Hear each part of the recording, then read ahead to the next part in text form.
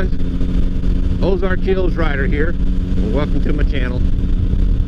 Let's talk about the weather. Today was supposed to be 56 degrees and partly sunny. Well, somebody lied to me, because right now it is about 47, and as you can see, there is absolutely no sunshine at all. But I don't care. I'm layered up, and I am out playing on my Triumph. This is a 2007 Triumph Tiger. Triumph 1050. And the 1050 is the engine size, 1050 cc's. You might have known that, but just in case someone who didn't know. But I am heading to one of my favorite places right down at the bottom of this hill is Riverton. It is a river access to the 11-Point River. And after I cross the bridge, I'm going to pull down in there, and I am going to do a review of this motorcycle. I bought this April of last year of 2020, and I had to go to Oklahoma City to buy it, which was I think a little over 4 hours one way. Here's 11-Point River. A little dingy.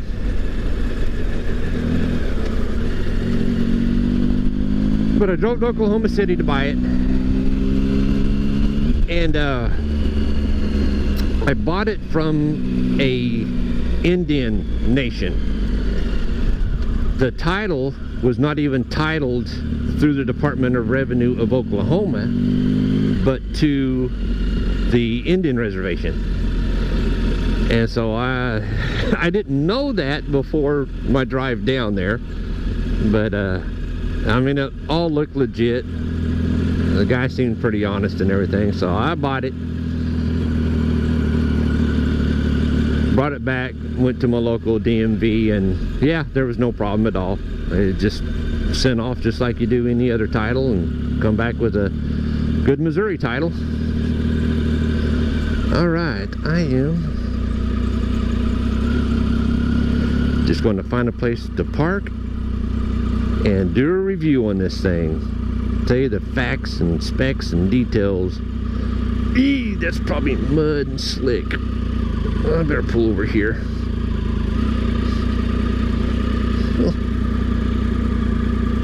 Okay, I'll be back in a minute. Okay, here it is. This is my 2007 Triumph Tiger 1050.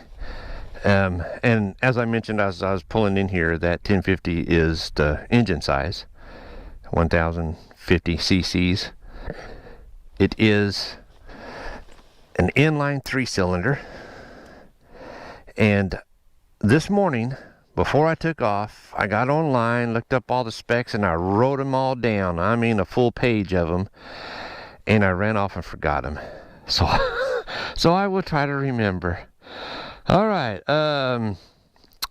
inverted forks, and I do like these little protectors that kind of protect the exposed part of the fork. Aftermarket cover for the radiator, an oil cooler cover on the bottom. It is an aftermarket horn, which I like because it's loud. The windshield is an aftermarket. See if I can read that. Madstrad Engineering. Yeah, Madstrad Engineering. And what's cool is even the black is an aftermarket. This is adjustable. Looks like about 3 inches. So you can slide it up or down about 3 inches. Do have hand protectors. Well, my GoPro holder, phone holder. It does have hand warmers, and I don't know if that is an option when you buy it. It's got a nice switch over there and everything. Whoever done it, if it is aftermarket, did a really good job. Oh, and it does have adjustable levers, both sides, that says Triumph on them. It is liquid cooled. Now the horsepower and the performance and stuff like that, I will talk about once I'm on it and I'm riding it, because that way I can show and tell at the same time. Now, for a 2007, I think this thing is in excellent condition. It's got some paint issues there, and then some scratches right there, which I did not do. They were on it when I bought it. And that's about it. I mean, excellent shape. It is considered a touring bike, but if you look at my tires, it does come with street tires. But I have put these dual sport type tires on it because I do travel gravel roads. I don't take it on dirt bike trails or do jumps or anything like that. And I've had it down some pretty rough roads, rocky roads and things like that, but it handles good. 17-inch tires front and back. The front is a 120, the rear is a 180, although I couldn't find a 180 in that type of tire, so that tire is a 170. I've not taken off the rear fender because I like it blocking all the mud and everything. It does have a Triumph exhaust, but this is an aftermarket that Triumph offers, and it is tuned to the bike and everything, so I love the way it sounds. It performs great. I've got a battery tender there.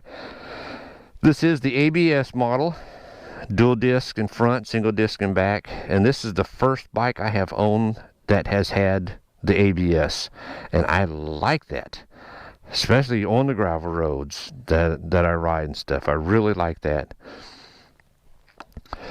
The luggage, the saddlebags, and the big old thing here is an option you can get at time of purchase or anytime, but that is a $1,500 setup.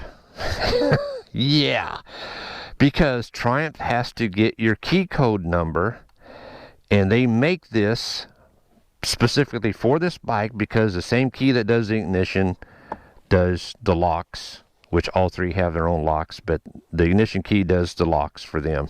And I am walking in this mud.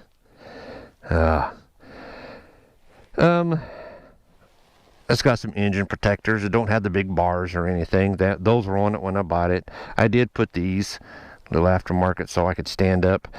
I did put riser extenders to lift up my handlebars. This is the factory Triumph handlebars, but I want them a little taller, so I put them on there so I could stand up. I'm 6 foot, and I was having to lean over a little bit before I put these on there. The color in 2007, their color options were black, white, blue, and this yellow. It is a scorched yellow is the name of it. It's an odd color yellow, but I like it. I like different things. So it's odd. Well, let me see. Yeah, I'll talk about horsepower when we're riding. Chain drive, 6-speed, wet clutch, meaning the same oil that runs the engine runs through the clutch plates. Oh, I will take off this luggage and show you just how quick it is. I got this ready. You just turn it to the left to take it off, to the right to open this. Better turn it to the left, lift up and pull off. These the same way. I'll open one. You push this in, open it. And I do have bags, like a duffel bag, Triumph bags that go inside these. And these are 100% waterproof. They seal, and I can vouch for that because I have rode this in the pouring down rain and not a drop of water got in these saddlebags. Take it off. There you go. Same way with this one. Handle pops up, lift and pull off, and that's what she looks like without the baggage. It's got a sport bike look to it. I like the way the back seat comes up, and exhaust and tailpiece. I think she looks good. The front forks, all adjustable. Single monoshock in back, fully adjustable. And if I think of anything else, I'll talk about it when I'm riding. I want to put the luggage back on and hit the road. Before I jump on it and take off, I did think about the seat height. A little tall. It's wow, I just lost it. 33 inches. 30, maybe like 32.6, but close to 33 inches tall, which is tall. I mean, I'm 6 foot. I do okay, but in sketchy situations, it gets sketchy. And something else online people complain about is this is one of the bikes that is called Black Eye. It on dim, just one works. On bright, they both do. On dim, the guy had installed a HID. No, an LED light on the dim side. Okay, let's hit the road. All right, I'm going to. Well, I got a truck coming. Just do a little run across the bridge. If you've seen me do that on my 750, this is a spot that I do that with. I just did a little burnout to try to get some of the mud and stuff off my tires. So I won't get too crazy right now. But we'll do a quick run.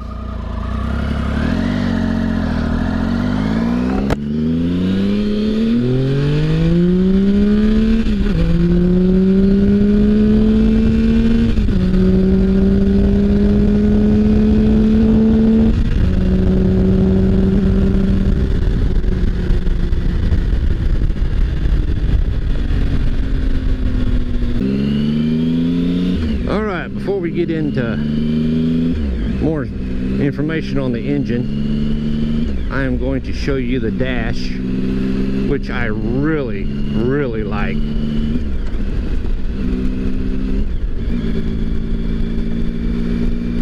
Alright, the tachometer, speedometer. Make sure my camera's pointing down. Okay, here's the clock. My fuel gauge, my temperature gauge. I think it keeps track of like a low speed and a high speed. I don't know how they figure the low speed, but I think that's a low speed. 106 I just did across that bridge.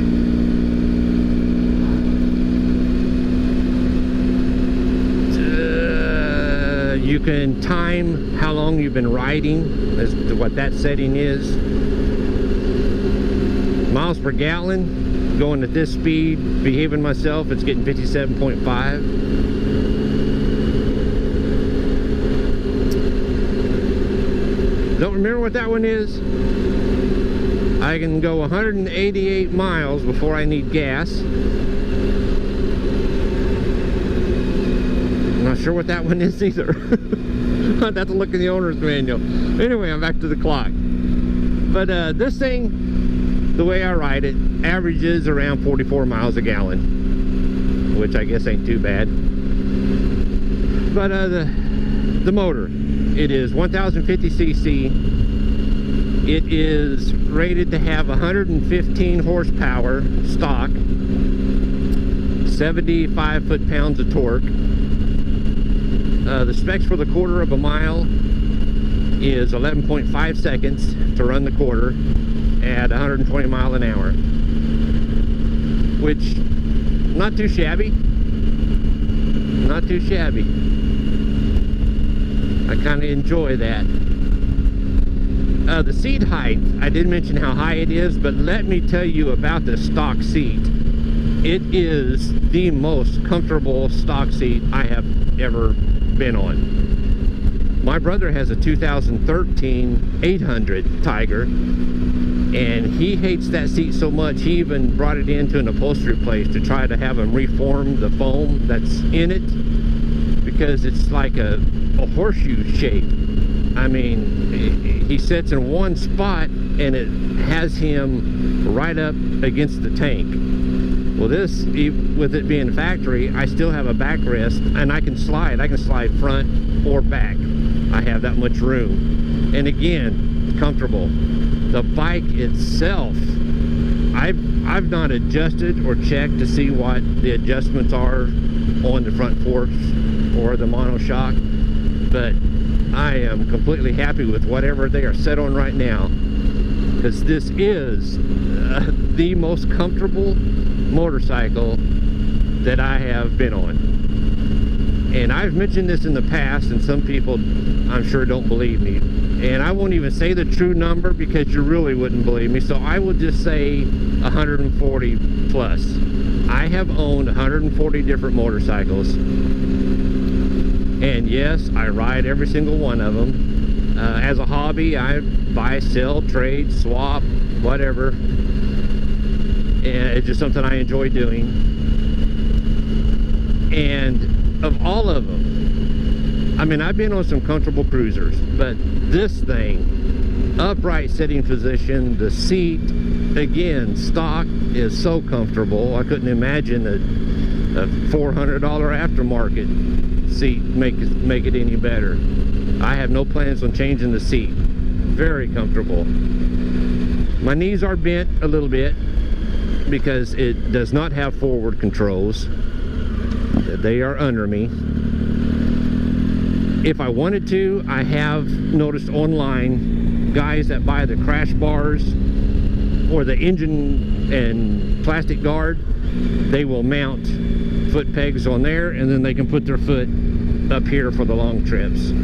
I mean, I've rode 1,000,000 miles on a sport bike, so my legs being under me doesn't bother me. Yeah, I'm a 57-year-old fat man, but I can still bend my knees. I like the bike. Overall, completely satisfied with it. I really do. And the weight of the bike will surprise you. I just remembered. Dry weight on this bike is 436 pounds. It does have an aluminum frame, aluminum alloy swing arms, but 436 pounds. I don't know how much you would add weight-wise, you know, 4 quarts of oil and coolant, brake fluid. I wouldn't think that would add up a whole lot, but that's not bad weight-wise. Now, with as tall as it is, it does feel heavy in some of the tight places I've been, going over rocks and stuff, to where it feels heavy. Once it starts leaning, it feels heavy. Deer.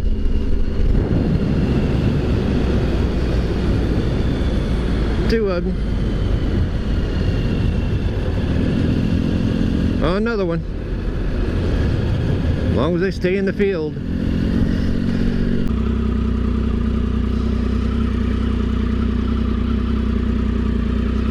Good swimming hole in the summertime.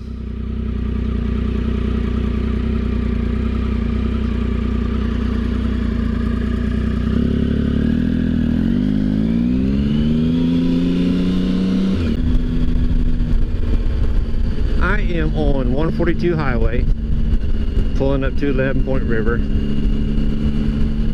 and this is the boat ramp on 142 called the Narrows. Well, there's another reason why it's called Narrows, and we'll check it out because it's across the river over there. But we will ride down here and take a close look at 11 Point River.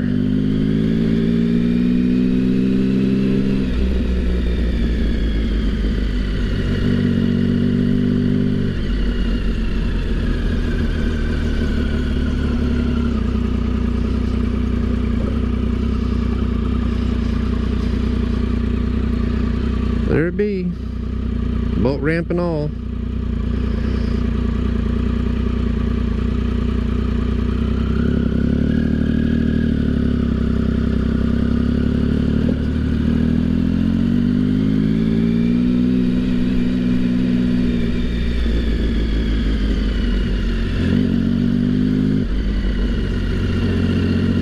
I hadn't planned on coming this way home. If I would have, I would have looked up the details of the Narrows. It is a spring that runs into 11 Point. But we are going to pull up in there to the parking area, and then you have to hike. Oh, I mean, it's less than a mile.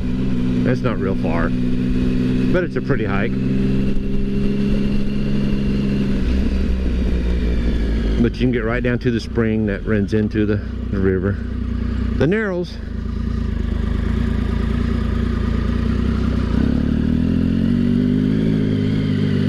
And like I said, I could stand up comfortably. But I couldn't before I put the bar risers, extenders, whatever they're called. Which is a funny story. When I ordered them off eBay. I ordered one set for 40 bucks, and 3 weeks went by, and I thought I was very patient. I finally got a hold of the guy and said, hey man, I ordered these 3 weeks ago and they're not here. He apologized, and within a couple of days I didn't just get one set, I got 3. So my $40 order turned into a $120 value order, but I was not charged anymore. I paid the $40 and he ended up sending me 3 sets. And they're universal, they'll work on different motorcycles. So I've got 2 sets still new in the box. Yeah. Oh, I was going slow. I was talking.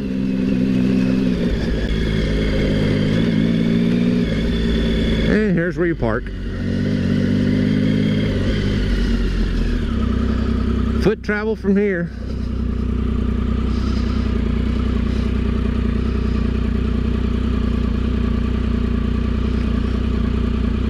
Hey, oh yeah, there is camping down there. I kind of forgot that. They have a couple of picnic tables and fire pits. So you can carry in your tent, and like I said, it's less than a mile. Maybe less than 3/4 of a mile. Oh, I forgot to tell you a funny story. On my way to get this thing, I'm a blinker. Hey, this does not have self-canceling blinkers. You gotta push the button and turn them off yourself. But on the trip, my brother and I, we took his wife's Jeep, and we pulled a motorcycle trailer that my brother had bought. It was used, but he had never used it before. So we took it because it was a lightweight one.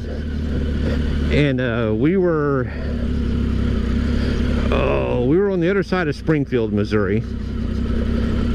And he had worked late the night before, so I was driving.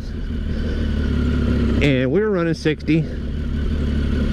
And all of a sudden, I felt a bump. And I kind of looked at him, looked in my mirror, and the trailer looked like it was sitting sideways.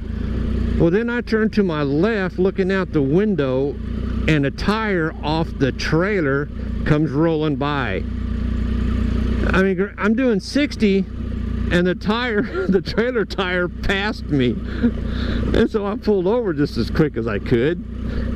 And we watched the tire. We were so thankful that there was no oncoming traffic, because we did not have a divider. We were in a 4-lane, but it was still just outside city limits, so there was no medium or divider in the middle. So this thing's running down against the traffic, but no traffic was coming. It probably a 1/4 of a mile before it ever stopped. It finally went off into the ditch out in the middle of a big field. And so I stayed with the vehicle. My brother ran and got it, come back huffing and puffing because it was a long ways. But just a 4-lug axle. All 4 lug nuts were gone. We're going, oh boy. So we took 2 off the other side, put the tire back on and use, you know, 2 from the other side, so we had 2 on each tire. But Napa was only about 1.5 miles down the road, so we took it easy, got to Napa, went inside and bought a box of 4 lug nuts and put lug nuts on the trailer and continued on our way to Oklahoma City or Tulsa. Wow. No, it was Tulsa. I'm old. I forget things. Yeah, it was Tulsa. Okay. I had mentioned earlier about how buy and sell motorcycles, trade and stuff, because it's something I really enjoy doing. The story on this bike, I found it on Marketplace, and he had it priced at $4,000 with now the NADA value on this bike with this luggage is like $4,700. So he had it listed for 4, and so I saved it and watched it while I still looked for other things. A week went by and he dropped it down to $3,500. I thought, yeah, I'll keep watching it. Another week went by, marked it down to $3,000. I thought, okay, this guy's really wanting to sell it. So the 4th week went by, he kept it at $3,000. So I thought, well, I'm just going to send him a message.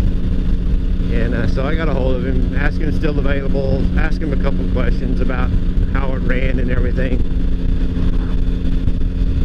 And so I just made him an offer. I said, and this was on a Thursday. I said, hey, if I can make it down there Saturday and bring $2,500 cash, would you sell it for $2,500? And his response was, if you show up with $2,500 cash, I will take it.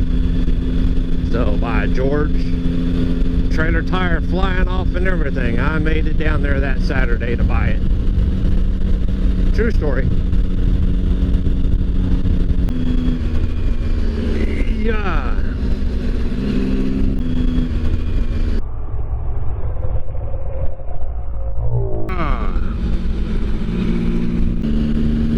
Okay. I'm glad that dog had the brains enough to stop. Well, hey guys, I want to thank you for watching my video. Me talking about my Triumph Tiger. Appreciate you watching. My name is Gene. My channel is Ozark Hills Rider because I live and ride in the Ozarks. If you like what you see, hit the like button, hit that subscribe button to my channel. I'll try to keep making videos, learning as I go. But I'm having a blast doing it because I'm going to ride anyway. But thank you for watching, and God bless.